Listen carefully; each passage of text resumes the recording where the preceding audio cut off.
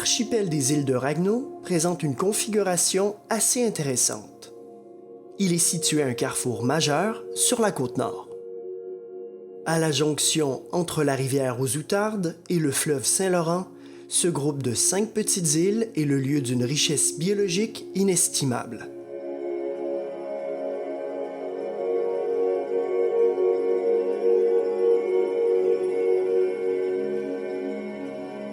L'estuaire de la rivière aux Outardes, au milieu duquel il est placé, est déjà assez exceptionnel en soi. Large de 43 km, 2 rivières majeures s'y jettent. La rivière aux Outardes, qui donne son nom à l'estuaire, borde l'extrémité est, alors que la rivière Berzimis borde l'extrémité ouest. Ces 2 rivières de grande taille prennent leur source plusieurs centaines de kilomètres au nord sur le bouclier canadien.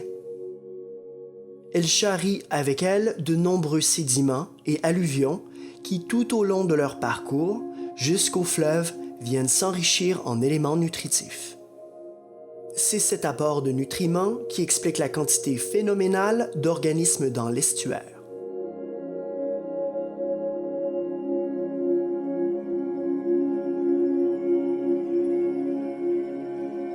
À la base, nous retrouvons des organismes planctoniques microscopiques qui, bien qu'ils soient très petits, se retrouvent à plusieurs milliards dans ce milieu.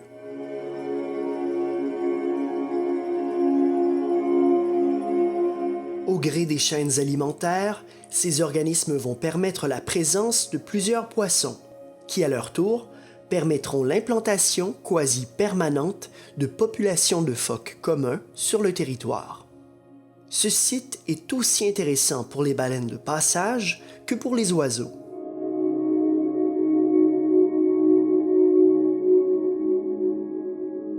C'est alors que l'archipel prend toute son importance.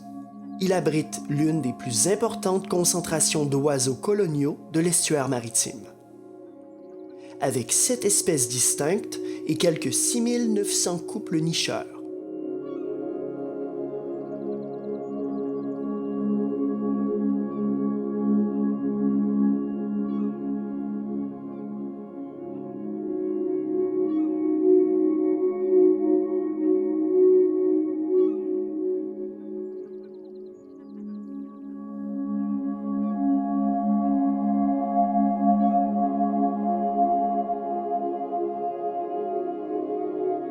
De fait, il est à la fois synonyme de richesse faunique, mais aussi de richesse scientifique et économique. Inventaire d'oiseaux, récolte de duvet, activités nautiques, visites récréo-touristiques.